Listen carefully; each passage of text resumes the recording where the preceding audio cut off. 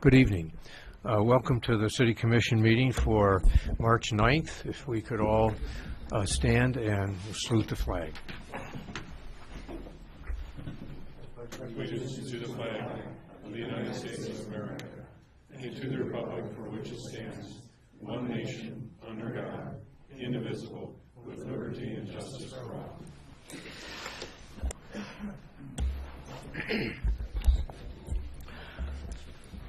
Mr. Clerk, could you call the roll, please? Yes, Your Honor, thank you. Commissioner Baldini? Here. Commissioner Kimbenzi? Here. Commissioner Connolly? Here. Commissioner Frazier? Yep. Commissioner Reynolds? Here. Mayor Pro Tem Campana? Here. And Mayor Coyne. Here. Thank you.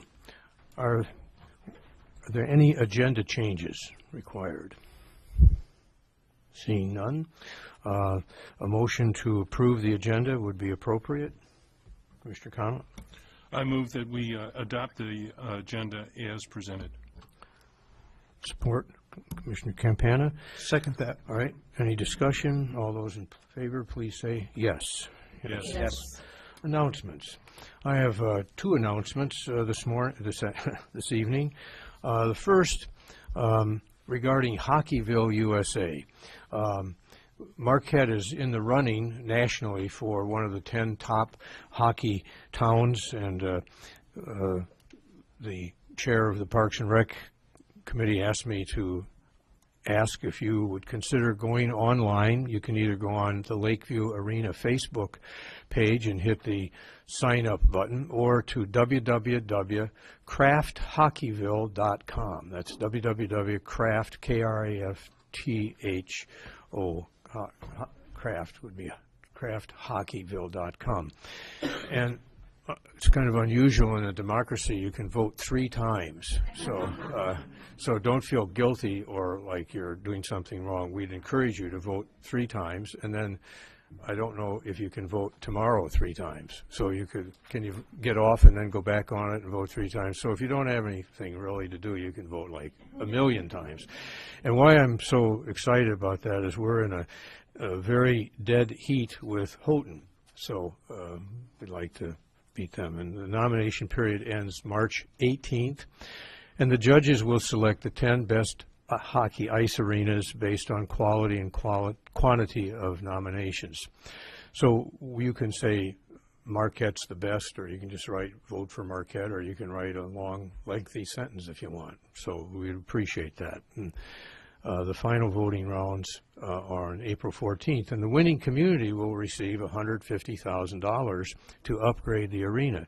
So and an NHL exhibition game. So that's really worth doing. So after the meeting, all of you can sign up and vote a lot. Okay. Thank you. And the other is the traditional one about volunteer committees and boards. We have a committee working on this to figure out ways to get people interested. And we've really been doing well the past few months, and there's still considerable openings on Aging Advisory Committee, Arts and Culture, Board of Zoning Appeals, Harbor Committee. We're down to some of these. We used to have 3 or 4, now we're down to 1 opening. So sign up because their openings are going fast. And one full-time representative for the Marquette Area Wastewater Treatment Advisory Board, 2 for the Housing Commission, 2 for Parks and Rec, 3 for the Planning Commission, and that's extremely important that we get some people on that, 1 on the Police and Fire, and 4 on the Parking Advisory Committee. So encourage people to consider that. It's a very needed thing, and it's a good way to volunteer to serve your community. That concludes the announcements, and the next agenda item is a presentation by the chairperson of the Parks and Recs Advisory Board, Ms. Lynn Loxo. Lynn, could you come forward?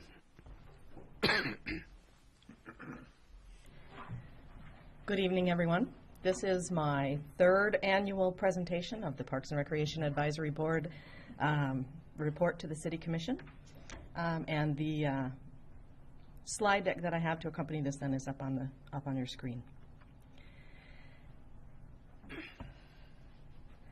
A little background on the Parks and Rec Advisory Board. It was established by the City Commission in 2002. It has informal duties and procedures. What that means is it's a citizen advisory board. We make recommendations, do some evaluation. We assist the City Commission in conducting public fora for people to come and provide input and seek the optimal solutions for our scarce resources. As the mayor mentioned, there are 2 openings. The current membership is listed here. We are very grateful to have stable membership, including a vice chair and a secretary, so we have some very predictable organization structure, so it's very nice. It's a good committee to be on. So if you have the time to spend, we'd love to have you. In our park system in Marquette, there are 7 facilities, including the Lakeshore Arena, and please do go vote for Hockeyville because it would be so wonderful to win that award and have the upgrade for our Lakeview Arena. 20 parks with 2,800 acres, which is very unusual for a municipality of this size. Athletic fields, and 8 billion trails that connect to 800 miles of other trails.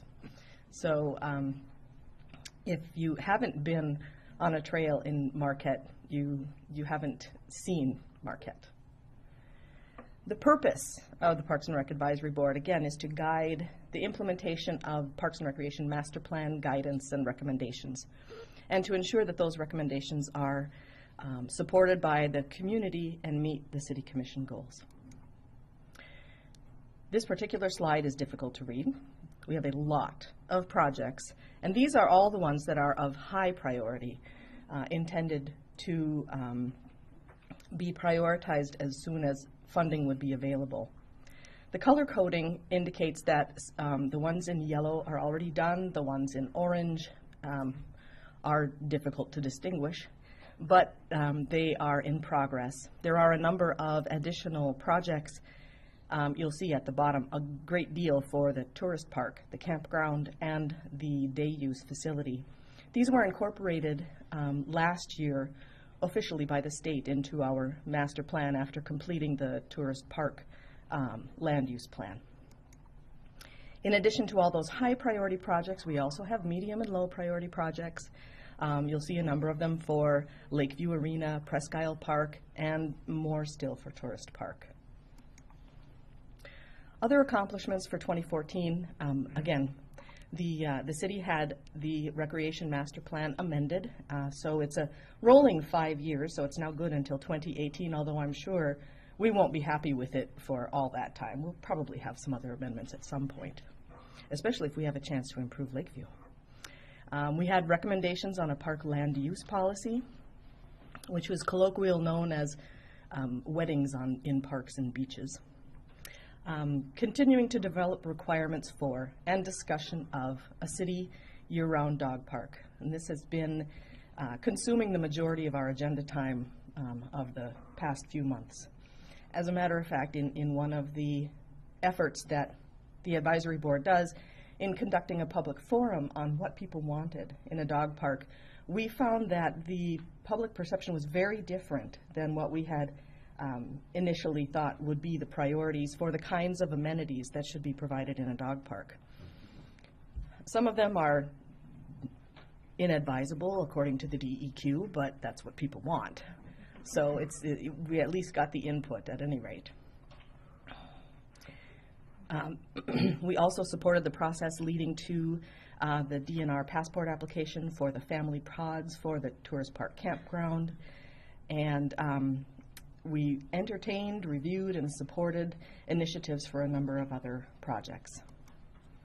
Our challenges, like everything else, is funding.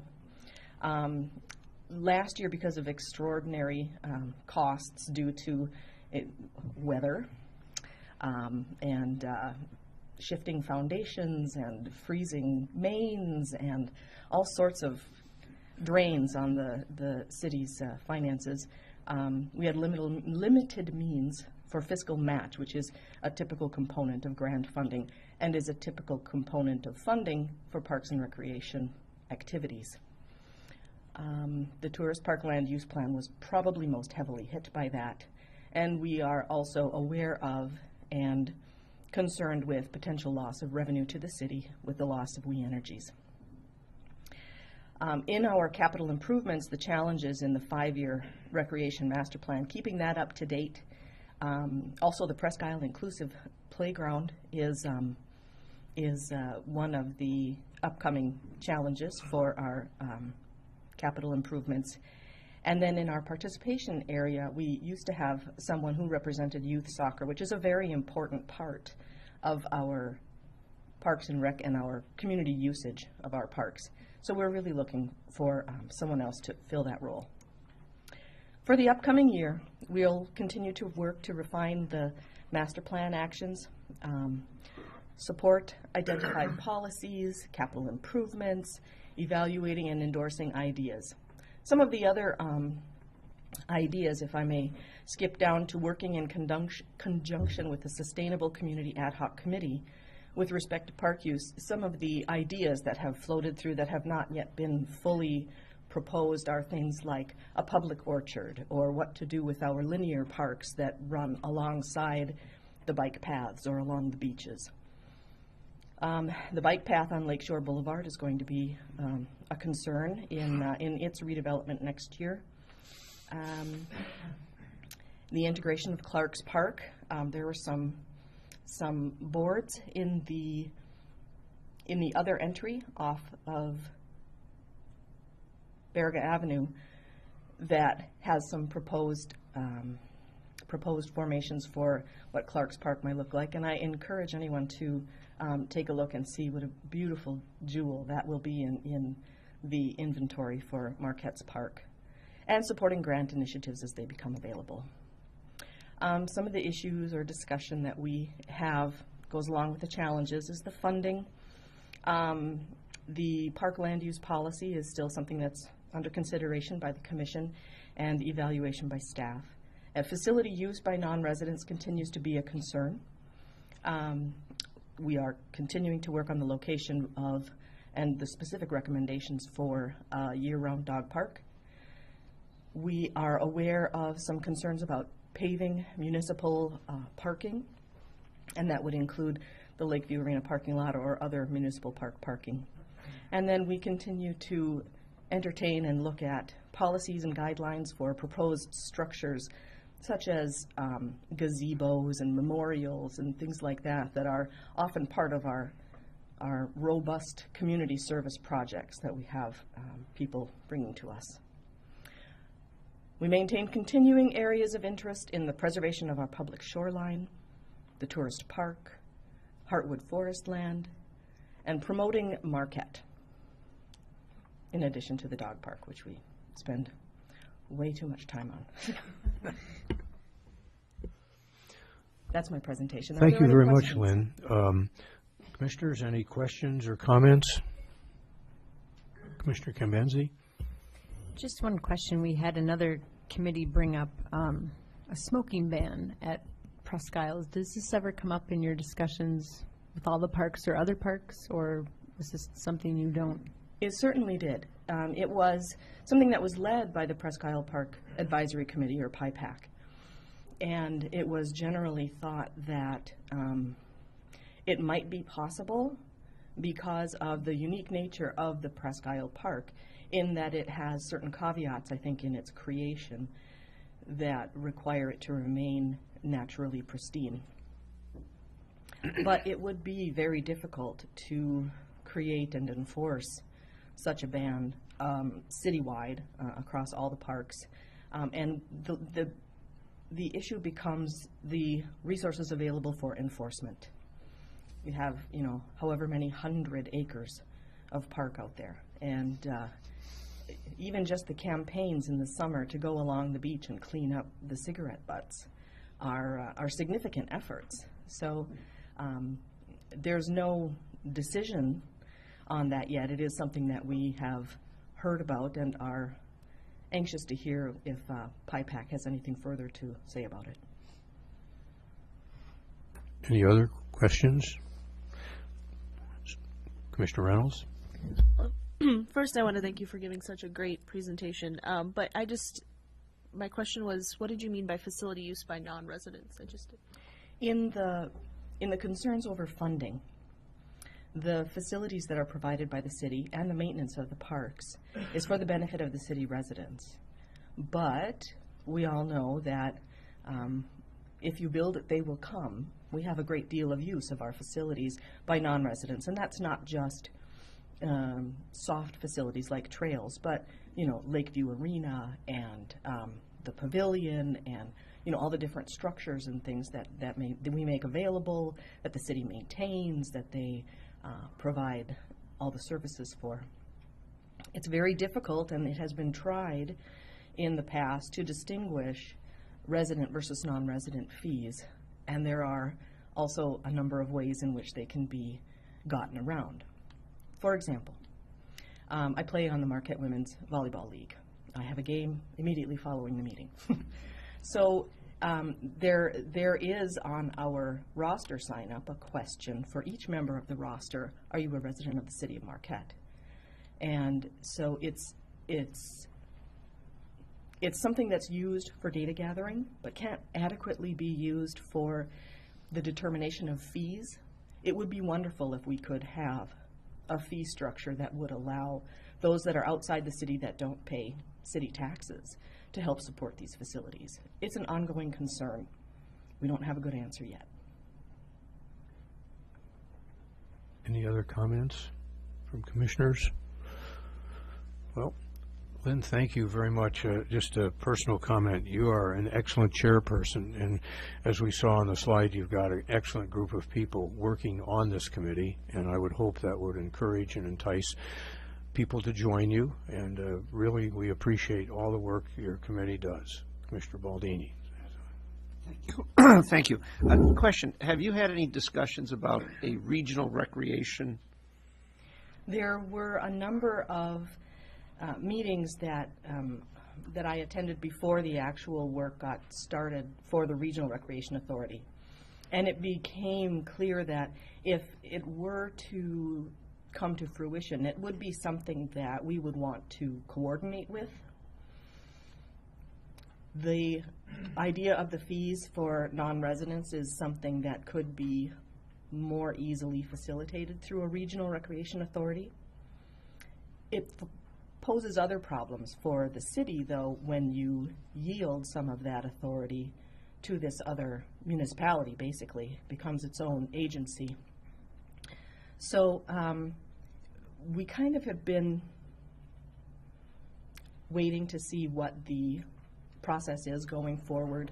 The outcome of the business development analysis has not yielded a robust business plan that I know of, so we haven't really been asked any further to be involved. Commissioner Baldini, last year there was a feasibility study for a recreational authority, and they came back with basically, at this time, it did not seem feasible, and we could get you a copy of that so you could see that. It was very well done. It was very useful because it was so, it identified all the recreational facilities in the surrounding townships. That in and of itself was very useful, but it just didn't seem feasible, but it was a very valuable exercise and study, and they did a good job with that. Okay, any other comments? Seeing none, thank you very much for a great presentation, and good luck in your volleyball game. Okay? Thank you. All right. The next item is public comment. Public comment. Please, if you wish to speak, come forward to the podium here. You have 3 minutes to speak. If you wish to reserve an item on the agenda, please come forward and say that you are wanting to speak on that item, and you will be allowed to speak. So please state your name and address and city or township of residence. My name is Jerry Irby, Commissioners. I reside in the city of Marquette. My address is 331 Menard Street. We are here from the Park and Recreation Restoration Committee to answer any questions you have on item number 4, and we'll just stay the answer from us, so we have to come forward. Thank you.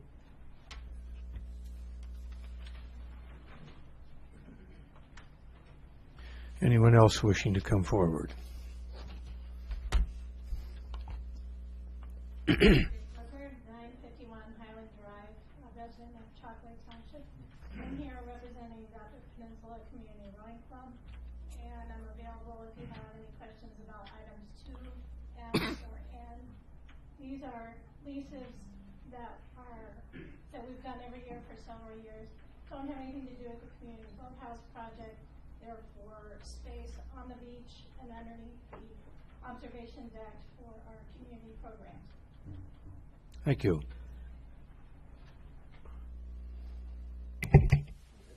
They should come up and give their comments over again. Frank Jeff Erto, 350 East Ridge, Marquette. These are my opinions.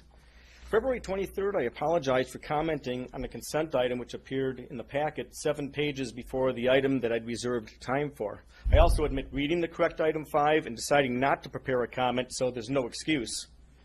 At the meeting, I grabbed the last agenda copy dated February 9th. Not enough February 23rd agendas were printed. The deputy let me see hers, but item 5 read, UP Engineers and Architects Change Order Number 1. Not sufficient enough to warn that my comment didn't pertain to the item. For all I knew, the change pertained to Clark Park. A decent description would have averted the error. Though I don't blame Bill for my mistake, he has a recurring problem describing items so we can tell what your business pertains to without examining the agenda packet. 2 more examples appear on tonight's agenda, items 3 and 4. I've shown him how to describe many items within the given space, but he still isn't applying what he's learned to subsequent agendas. Your previous warnings about this matter fell on deaf ears, so you got what you got. At least Clark Park was on the agenda, and my positive comment lasted only 2 minutes on the night of a short meeting. The ramification was much less than this board compromising on land use opportunities. You can learn from my oversight by admitting your own shortcomings instead of unduly blaming the citizen until you're checkmated at the next meeting and then try to save face by responding with silence while the record shows that you lost the argument. Your tactic only encourages the repetition that bothers you. This is why you're asked to respond to specifics rather than blurting generalities to buy you time until the next meeting. You see, by admitting my error, I've held myself to a higher standard than you. In fact, if this becomes the rule rather than a rare exception, I'll resign. Tonight, why not admit your failure on February 23rd when not one member mentioned the library closing on Sundays, a major blow to a literate community like ours. The tribunal decision implied that you unfairly taxed DLP, thus failed to allocate sufficient millage or funds. You're asked to amend your budget by trimming less important items instead of the hours for a heavily used library. People at the meetings were disappointed in you for not taking a stand. Years ago, this board justified unwanted lakeshore condos by suggesting the tax revenue would improve our quality of life. Some of us knew this to be a lie, but we needed to let the time pass to validate our point. So here we are in 2015, worse off than at any time since 1992, aside from a much better choice of great restaurants. Lastly, I thank the critic and the audience for complimenting my writing ability on February 23rd. We share more common ground than he's willing to admit, such as the beauty of the English language and of our superb city. Anyone else wishing to speak or reserve time? Excuse me? Sorry. That's okay. My name is Phyllis Lunsfoot. I live in the city of Marquette, 350 Blemhewer Avenue. I work for the Women's Center, and I'm here to answer any questions that you may have on agenda items 2L and 2O. 2L and 2 what? Oh.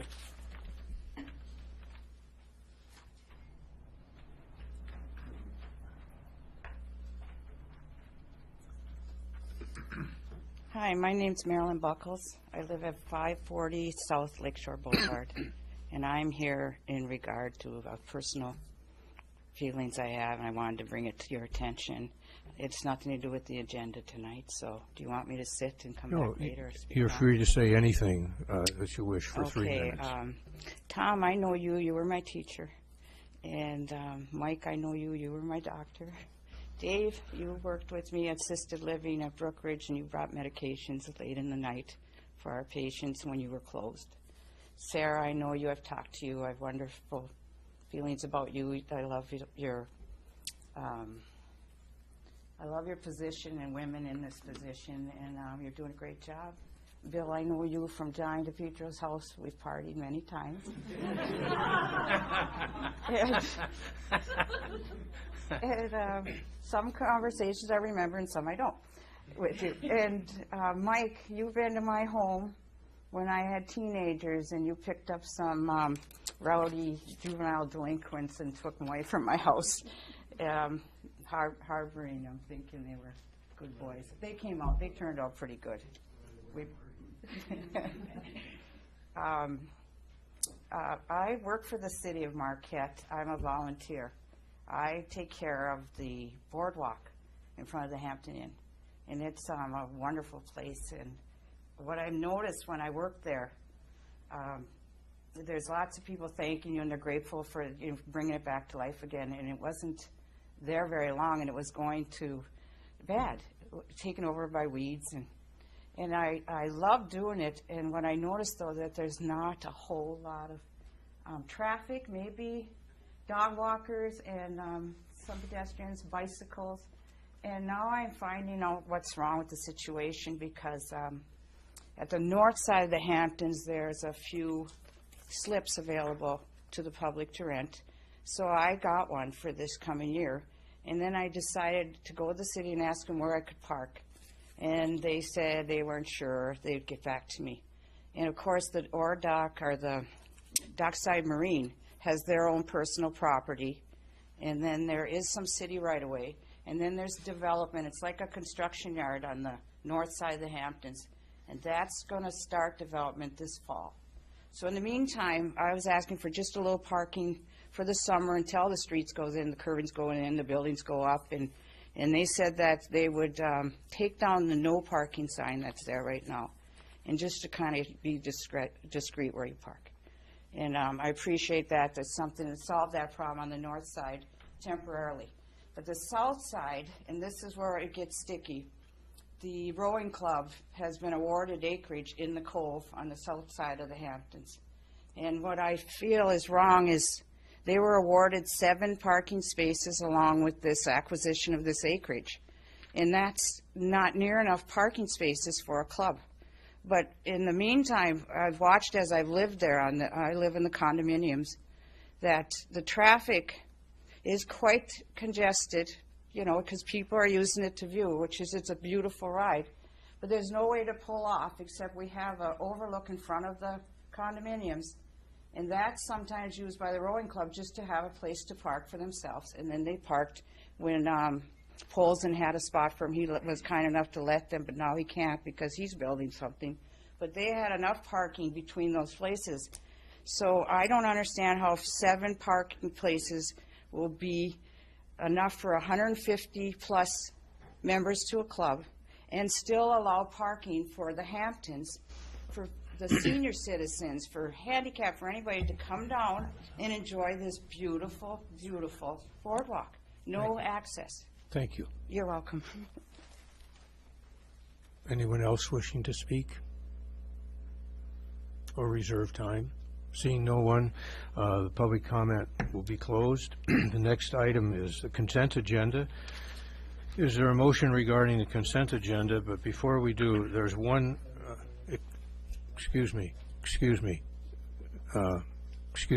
Irby. Thank you. There's one item on the minutes. I was blaming our clerk for this, but he said Mayor Nemi called the meeting to order, and I thought I did. So if we could just approve those with that minor change. And also the bills payable, Commissioners Campana and Quang have to abstain from the bills because they have reimbursements coming. So is there a motion regarding the consent agenda? Mr. Connolly. I move that we adopt the consent agenda as presented, with the exception of the checks to Mayor Coyne and Mayor Pro Tem Campana. Is there support? Commissioner Reynolds? Second. Any discussion? Seeing none, all those in favor, please say yes. Yes. Yes. Opposed? Okay, there needs to be another motion then to approve the bills for Campana and myself. Commissioner Connolly. I'll make separate motions so that we can, each can vote. I move that the commission approve the payment to Mayor Coyne in the amount of $490.59 for travel expenses. Seconded by Commissioner Campana. All right. All those in favor say yes. Can I ask a question first? Certainly, sorry. What was the travel for? I went to the Michigan Strategic Fund to testify on behalf of the Brownfield application. I drove there through a blizzard, which was horrible, and almost got killed, frankly. Any further questions? Okay. Call the question. All those in favor, please say yes. Yes. Yes. Opposed? And then one abstention, myself. Commissioner Connolly. I move that the commission approve the a check to Mayor Pro Tem Campana in the amount of $15.03. Is there support? Commissioner Reynolds? Second. Any discussion? Yes. Sorry, I just would like to know what they are for. Often commissioners utilize this fund, and I guess I'd just like to be aware of what they're doing and where they're going. So I think it'd be helpful if it was stated for what. Commissioner Campana? I accompanied Mayor Coyne to the strategic fund meeting, same reason. He drove, I slept. We almost got killed, that's no lie. It was a white knuckle blizzard. My expenses were for food. We weren't there very long. Thank you. Okay, any further questions? All those in favor say yes. Yes. Opposed? Abstentions? Thank you. All right, we'll move on to new business, which is item number 3 on the agenda, the Michigan Recreation Passport Program Grant Application. Mr. Clerk, would you please read the agenda item? Yes, Your Honor, thank you. Background, at the July 29th, 2013 meeting, the City Commission unanimously approved the Land Use Action Plan for Tourist Park and directed it be sent to the state for record. The plan incorporates principles of sustainable design and construction and concepts of universal design. A playground is cited as a medium implementation priority. Development of a playground adjacent to the beach is an ideal location, particularly for younger children. The location provides good visibility for supervision and easy access to restrooms. The beach and playground will be used by both day use visitors and campers. The cost for the playground with access improvements is estimated to be $60,000. Staff has researched grant options that may offset the city's capital expense. The Michigan Recreation Passport Program grant is a funding source that is best suited for this project, and city staff is working on a program grant application. If successful, the grant will fund 75% or $45,000. The local match will require the city to contribute 25% or $15,000. The local match may be either in-kind or cash contribution. Any local match would require support from the Tourist Park Fund. The application process requires the City Commission to approve a resolution of commitment. The final application is due April 1st, 2015 to meet this year's grant cycle. Fiscal effect, the passport grant would require a 25% match or $15,000, which could include in-kind or cash. The Tourist Park Fund would be required to provide any cash match. Recommendation, adopt a resolution of commitment and support an application for a Michigan Recreation Passport Program grant to develop a playground with pedestrian access at Tourist Park day use area, and authorize the mayor and clerk to sign the resolution. Alternatives as determined by the commission. Thank you. Is there a motion regarding this? Commissioner Campana. I move that we adopt the resolution of commitment and support an application for a Michigan Recreational Passport Program grant to develop a playground with pedestrian access at Tourist Park Day Use Area, and authorize the mayor and clerk to sign the resolution. Is there support? Commissioner Reynolds? Second. Discussion, Commissioner Campana. It will be nice to have a park down there. It's lacking, and this would be good for the community. Commissioner Reynolds?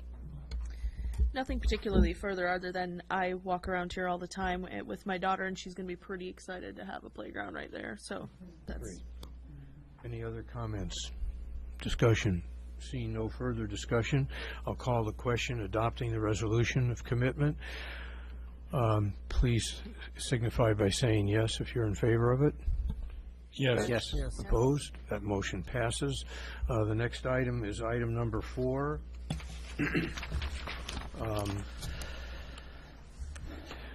Mr. Irby is here for questions.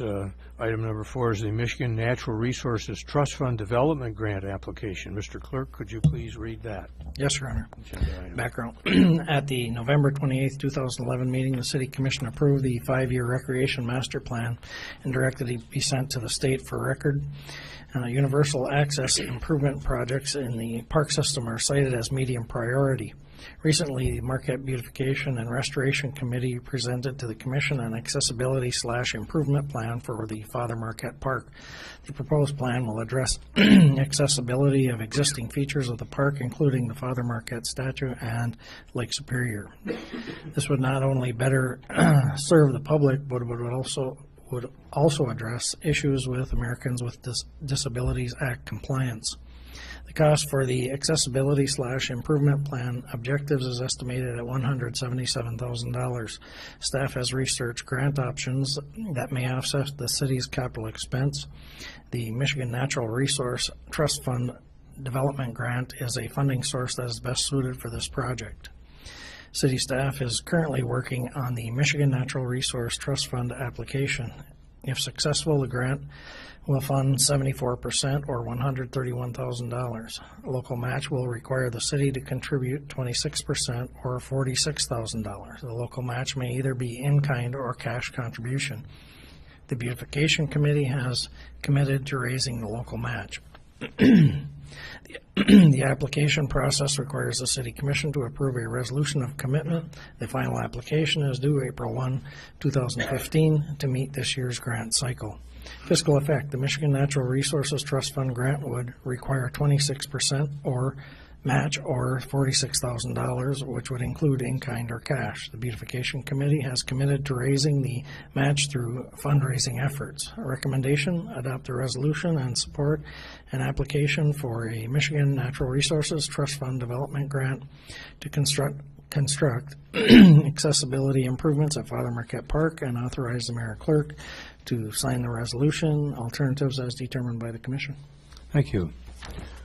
Commissioners, is there a motion regarding this? Commissioner Baldini. I move that we adopt the resolution that is provide and authorize the mayor and the clerk to sign it to the DE Natural Resource Development Fund. Is there support? Commissioner Connolly? Second. Commissioner Baldini, any comments? No, this is, I think this is a continuation of what we did at 2 meetings ago. And we have heard from the committee that they are prepared to raise the funds to make the match. And perhaps a question, I think do we have to have a hearing on this? No, okay, all right. And I think it's something that, it's part of the long-term plan of the city and that site, so. Mr. Connolly?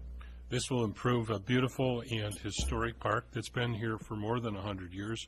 And as another bonus, it will make it more accessible to those whose mobility is limited. And it's free to the city. Any other comments? Commissioner Frazier.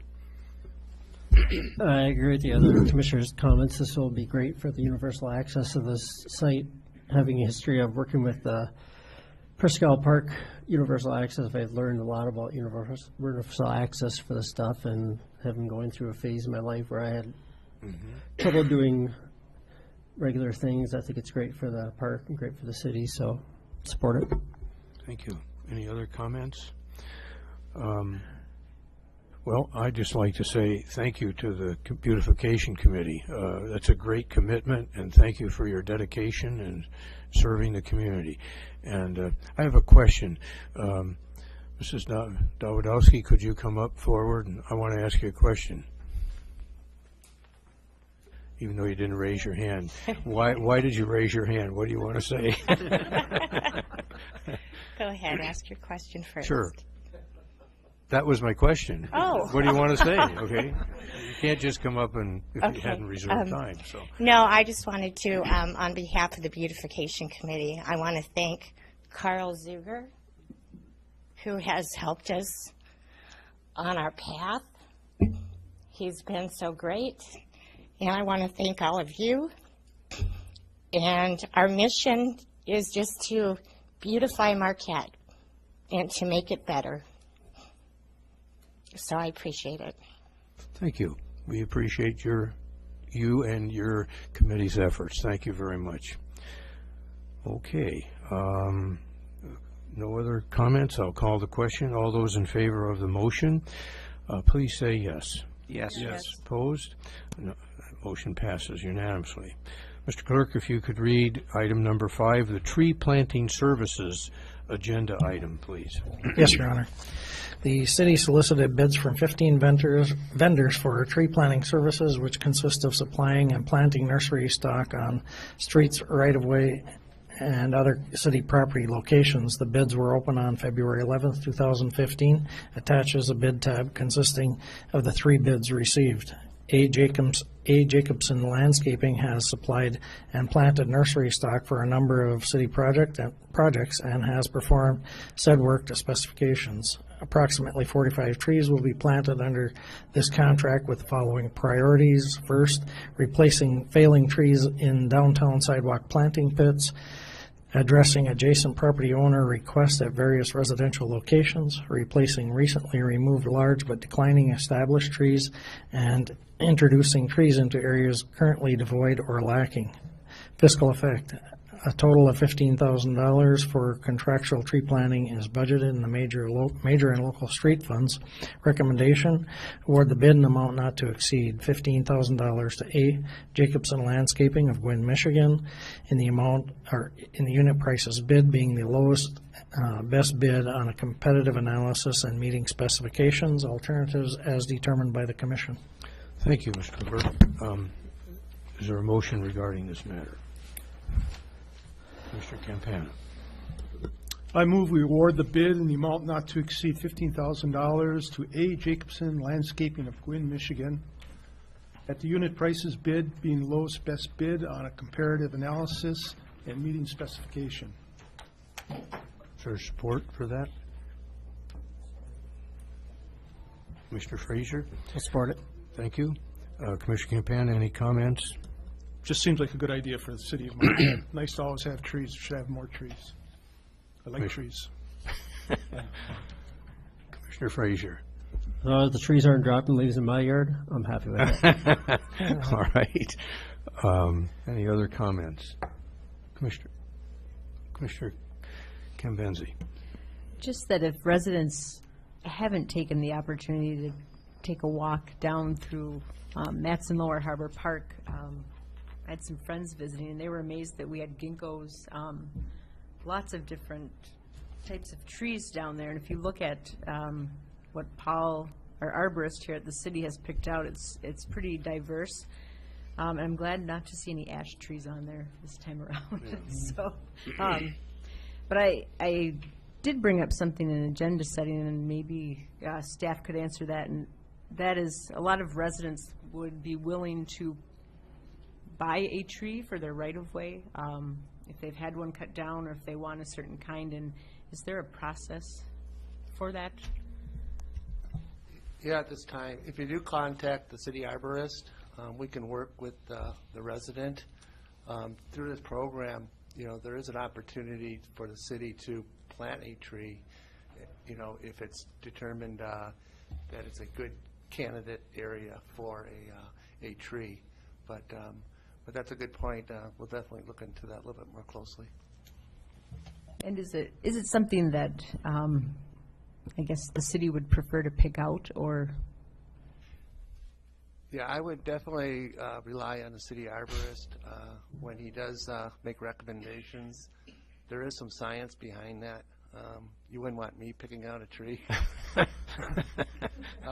Certain areas require different types of trees, you know, how high they grow, where they're planted. So definitely evaluation is conducted thoroughly. I have a little interest in this. I started off as a forestry major in college, so I had 1 year of it. Okay. Yes. Along those lines, our experience, my wife and I have planted several trees. The process is very easy. You do have to buy the tree yourself, and you can pick the tree out yourself at a local nursery. It has to be an approved type, and then the arborist will tell you you have to place it at this space along the curb, this far apart if you're buying several trees, if you have that much distance. But it's really very easy to work with, and you can get some beautiful trees going that way. So, and that's really the best way. And he'll actually come by as it's being planted and give advice and guidance. So it's really been an easy thing to do, and I encourage other people to do it as their old trees are dying off along the street. Okay, thank you. Any other comments? If not, I'll call the question. All those in favor of the motion, please say yes. Yes. Yes. Opposed? Okay, that motion passes unanimously. The next item are comments from the commissioners. I'm going to start with Commissioner Campana. I just wanted to... Okay, well... I have not much to say. We have a election on May 5th. One of the big items on it is going to be Proposal 1, which deals with funding for the roads. I would encourage people to look at this and read it and understand it, because it's very complex and it's going to affect you very much. They could raise the sales tax from 6% to 7%, and then there's a lot of money involved. So, you know, without saying one way or the other what to do, it's up to you. Please inform yourself before you go and vote on this. And we had a very good presentation tonight from Parks and Rec, and they apparently are doing a good job because they have a lot of items on their plans, and so I think they're doing well. Thank you. Thank you. Commissioner Frazier. Thank you. I got a chance with my family last weekend to go out and enjoy Presque Isle. It was frozen all the way around, so we got to check out a couple ice caves. Nothing like Grand Island or Apostle Island, but it's still interesting. And Black Rocks is really amazing, all the green, all the ice out there, so it's really worth checking out if it hasn't. I know there's some open water out there now, but it's worth checking out before it melts. On your marina parking spot, I know I used to be in the marina years ago, and every person in the marina has a parking pass for, the lower harbor. So it might be something the city could look into next year. I know the owners of Dockside Marine, they own the building only, they don't own the property, so it might be something the city could work out with the landowner to provide one parking spot for that slip, because I know there's a couple of slips there, so it might be something, talk to Parks and Rec or the city about that. That's something that I'd never thought about before, so it's up to me. Thank you, Commissioner. Commissioner Campenzi. Nothing much to add, although today did give me hope that spring is around the corner. So I hope everyone is out enjoying it. It's been another long, hard winter. In fact, the bus garage with the public schools had their pipes freeze, and all of us were sitting there wondering how it could happen. But things don't stop freezing once things warm up above ground, and so there are quite a bit of pipes out there. It looks like that are being unfroze, but hopefully spring is here. Thank you. Commissioner Reynolds. Well, I don't really have much to add. I was gone all last week from Marquette. The only thing it made me realize as being downstate was that how wonderful Marquette is. I had to spend a week down there, and it was absolutely terrible. There was tons of people and tons of places, and it was just not as friendly. Nobody opens doors for you. No one says thank you. I'm sure it does, but it made me miss Marquette so great. When I came around that corner, when you're driving down the road, you see Marquette from afar. It was absolutely wonderful. The only thing is I meant to, Dave Blue, can you answer a question for me real quick? I was just wondering when people have to have their packets in for city commission if they're interested in this. Very good. We'll be making an announcement on that. We put out a publication. We actually have the packets ready and available now. And if anybody was interested, we'd be happy to put them out. But by charter, we have to put an advertisement out for that. Now, this isn't for the May 5th election that Commissioner Campana addressed, but it's for the election of the city elected offices, and that would be City Commission and the Board of Light and Power. So those packets are available. Depending on the number of people that we would have running for those offices or those seats on those boards, commissions, we may not even have a primary in August. So then those names, if there were only 4 names in each case or less, those names would go right to the November ballot. So, however, those ballots are available and ballots. Those we have everything all set. We don't have the new forms. The state did come up with a new form, and we will have those shortly. Those have been approved by our vendor, and we should have them very shortly, and they will be ready for dissemination. But there's plenty of lead time on that. And all right, that was all I wanted to know. Thank you. Yep. Thank you. I misunderstood her question. When do people who wish to run for a commission have to have the petitions in by? April 23rd or 17th? I'll have to look that information up. I don't have it at the tips of my But it's in fingers, April this year, not May. Right. Correct. So I don't want a whole bunch of people coming in May 15th and saying, here's my petition. Right, and we'll advertise that. We'll get more information out on that. So we'll put a PSA out, and we'll also advertise for it. So, so could be. Actually, I think it's 4/21. 4/21. Yeah, so a little over a month. Right. Okay. So there's plenty of lead time and. Okay, thank you. Commissioner Baldini. Thank you. Just a comment that I've heard from people who have had the misfortune of freezing of their water pipes. The city's been very responsive.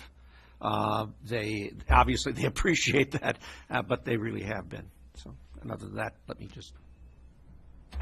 Thank you, Commissioner Connolly. First of all, I want to thank Representative John Keevala for taking the time out of his busy schedule to meet with a couple of us on the commission and the city manager this morning.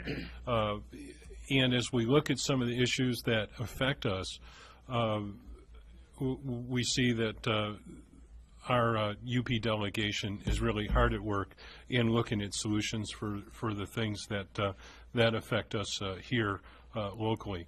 And so I'd like to thank him again. He had a long list of people he had to meet with before he ran back down to Lansing to start the legislative session. So it was good to take the time. And, I think his experiences as being on the commission and the mayor, he certainly was in familiar territory when we were in the meeting room. So I want to thank him. My thoughts were the same, that even though it seems like we just came through a city election, it will be the 3rd week of April, and I think the election board meets on the 23rd with something in the materials this week, so it's going to have to be before that. Really, that's 5 or 6 weeks for people to decide that they want to be on the city commission or some of the, I'm not aware of whether Board of Light and Power is. There are 2 seats that come up for election in the year 2015 on the commission, and we want to get people interested and involved in looking at that election. So it's too late when it's September and you're starting to think about who am I going to vote for or am I going to run. It has to be done real soon.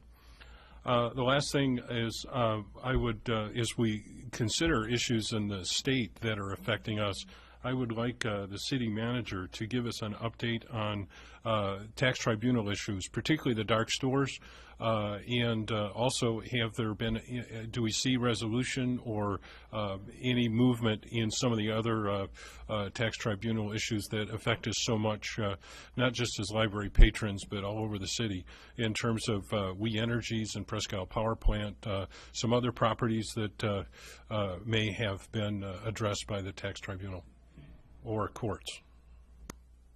Thank you. Are you asking him to do that now? If he's prepared for, or if he could, if he's not prepared for comments, maybe at the next city commission meeting, give us a report and update. Thank you, Your Honor. Let me try to take a shot at it right now. Okay. If you don't mind, Your Honor, could I just offer a couple of other comments not directly related to that, then I won't have to add to closing. Pigs in Heat is going to be a week from Wednesday. That's an outstanding local tradition. The proceeds go to benefit people who've suffered tragedy from their homes being consumed by fire and need some temporary support moving on with their lives. The tickets are $1 a piece. We've had over 10,000 people show up to enjoy the games, as well as people who decide that it's very worthwhile to contribute more than the $1 asking price for a ticket. So I encourage everybody to come out and enjoy that. Plus, it's one of the few times we can see, in a very collegial way, our fire department and our police department vying for the chance for bragging rights for the rest of the year. We have community office hours coming up this Wednesday, 10 to 12, in the public conference room at Peter White Public Library. I encourage anybody to come out who'd like to share their views on how we can continue to make Marquette better. Thank you, Commissioner, for allowing me to start with that. The MTT issues, I'll have to be a little bit careful because, as you're familiar, we signed a joint defense agreement with the county, and that covers all of the different tax issues that the county, the townships, the city, and many of us share. In the case of the dark stores issue, I know that there are still some actions planned by some of those jurisdictions, and so I can't really speak to what their specific strategy would be moving forward. But I can also tell you, based on the conversations that we've had with Representative Kivala, with Senator Casperson, who's been tracking the impact of this across the Upper Peninsula of Michigan and in some places in the Lower Peninsula, that they're building momentum to address this with legislative fix. It's something that is now starting to spread throughout the region. Indiana, Illinois, Wisconsin all have similar cases pending within their analogous tax tribunals. And so it's something that is got at least 4 different governors very interested in the outcome. It's a tricky balance because, in general, the tax tribunals function like they're supposed to. As people on occasion come up and want to appeal their assessments, there's a fine line that most of these jurisdictions and these courts walk between being willing to listen to those appeals and either siding on the side of the businesses or the jurisdictions. In this particular case, I believe it's fair to say that those state governments are concerned there might be some distortion in the MTT process and in the legislation, and it's not something that we locally will be able to fix, but it's something that hopefully, as this joint defense rolls out, you're going to see a positive outcome. As far as the other tribunal issues go, and this is an important distinction to make, the dark store issue in and of itself is different from the regular operation of all of the different appeal processes. Taxpayers in Marquette can appeal to our Board of Appeals locally. They can appeal to the MTT.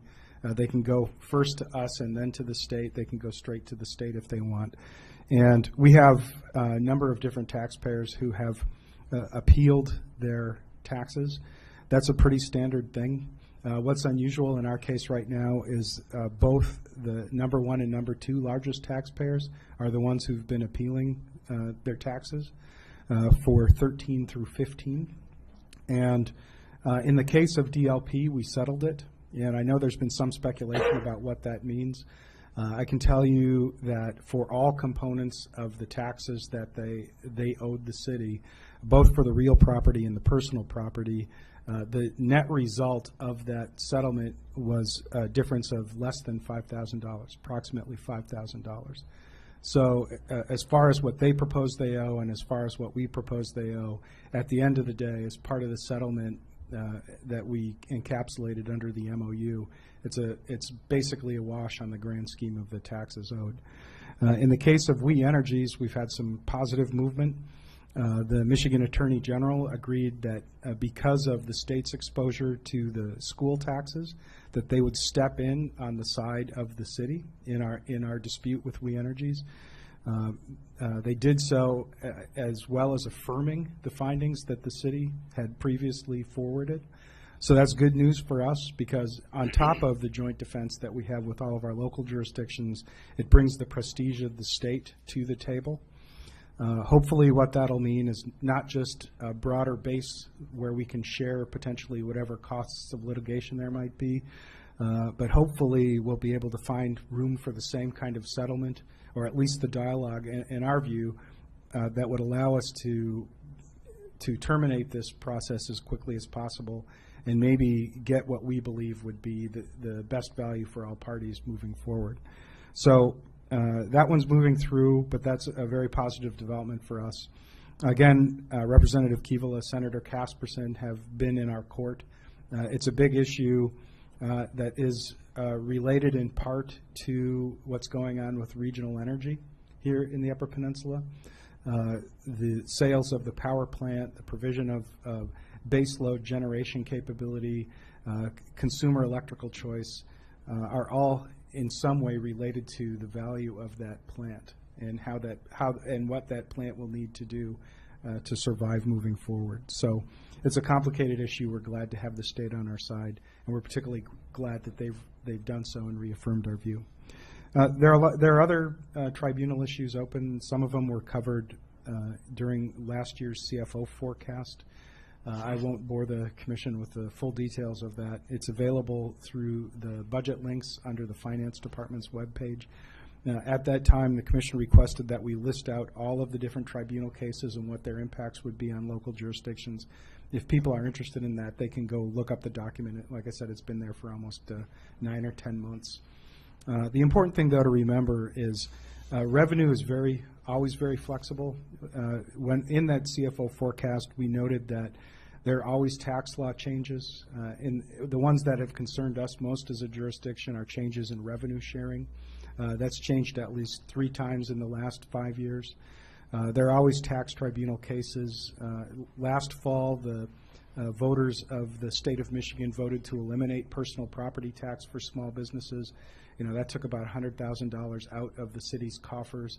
And so if you look at all of that and then add in some of these more complicated tribunal issues and legislative issues, what it does is, once again reaffirms that there's always some volatility to how much revenue that we as a community have available on a certain basis and a somewhat more volatile basis.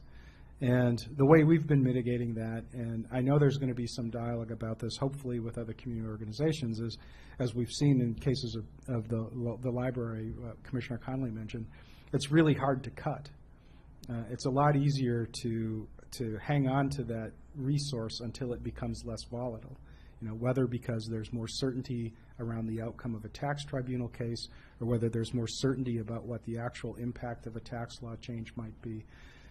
And to keep around a certain amount of reserve so that as that fluctuation kind of moves through time, you have the ability to offset it with savings. The same kind of thing that anybody does at home with their personal accounting. You can live week to week, paycheck to paycheck, month to month, and spend every penny you have, or you can hold some money in reserve in case of a rainy day or something unforeseen happening. And I think as we move forward, what we've adopted as a city, I would hope would become more the practice rather than the exception.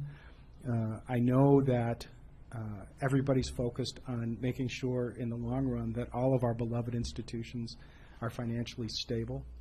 So I would, as far as making these direct linkages, I know it's very tempting for people to connect the dots that, because of this, this is happening, because of this, this is happening, because of this, this is happening. There's always changes in government revenue streams. There's always people who are protesting their taxes. There's always the changes in legislation, changes in budget.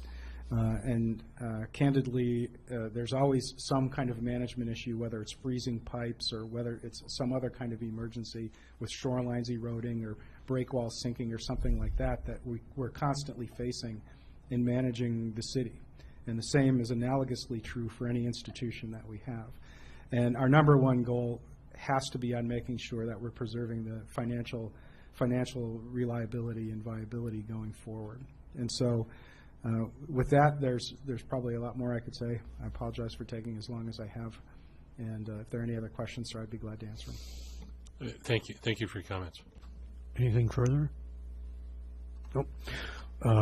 Thank you, Mr. Manager. Those are your remarks. Okay. I just have a couple comments. First, thank you for that explanation. And it's very difficult to get your hand around all these little different issues, and appreciate the explanation and appreciate the work that's being done to try to solve the dark store issue and a fair resolution with the Michigan Tax Tribunal issues. Thank you. Just a couple items I have. I want to particularly thank the Sioux Tribe and KBIC Tribe or Band for their generous contributions to very worthy causes in the community. I know some of the people who are representing those firms and agencies are very grateful for them, and it's nice they need a thank you, so thank you very much.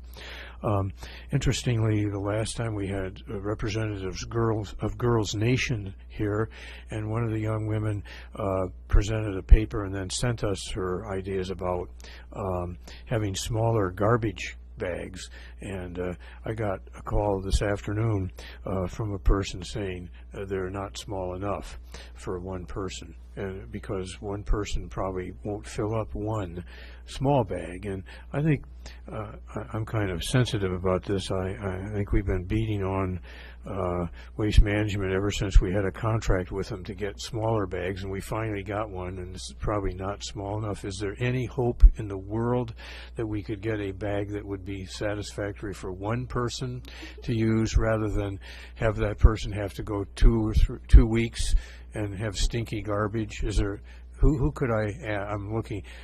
Kurt, you're such a talented person that you could, is there a way you could come up with getting smaller bags for individuals who live alone? Well, first of all, I think the request to get the first small one took about 10 years. So we'll start working to get a smaller one. So that's it. 10 years from now, we're going to. No, I'll call that lady. Yeah, I did get a correspondence through the city manager's office from the individual. We will plan on following it up. My first observation: if it's too small, with the winds up here, maybe it will blow away. I don't know. But those are some of the questions we'll look at. We're going to vote on that and vote it down as a bad idea. But we'll follow up. They're not going to blow away. Thank you. And we'll be looking forward to your report. Okay? All right. That's pretty heavy compared to tax tribunal stuff, I know. But you know, if you're on a fixed income, it's expensive to do that, and a waste. Just a comment about our Commissioner Campana's and my trip to Lansing for the Michigan Strategic Fund. That was a very interesting experience, and the fund is a committee of about 13 people appointed by the governor from all walks of life, and they are there primarily to determine whether all the I's are dotted and the T's are crossed for a brownfield application. And interestingly, there was quite a group of people from Marquette there representing Marquette, and that really, and they moved us right up to the front. We were the last on the agenda. They moved us up to the front because they recognized how difficult it was to get down there and to get back because of the weather. But the chairperson of this mentioned that it's so important to have people there. I mean, we were awarded $56 million of brownfield money, and he told Commissioner Campana and I a story where I won't name the community, but it's fairly close to Lansing that was getting $1 million thing the previous month, and they announced it on the agenda. And is there anyone here from the city? And one person raised her hand and he said, well, could you come up and testify? Who are you? Well, I'm the intern for the accounting department. And the chairperson said, okay, we're tabling this, okay, because he said if somebody can't come to talk and answer questions with who's representing the community, we're not going to talk to you. So it was very good to have a lot of people from Marquette. And also the Viridia project was there, and we spoke on behalf of that. So it was very worthwhile. And Dave and I expected to drive home with a bag full of $65 million, but we then found out that that's not how it works. So we drove empty-handed back. But it was a good experience, and we're probably going to have to go back with the next Michigan zone to testify again. So that's all I have to say. Thank you very much, and the meeting is adjourned.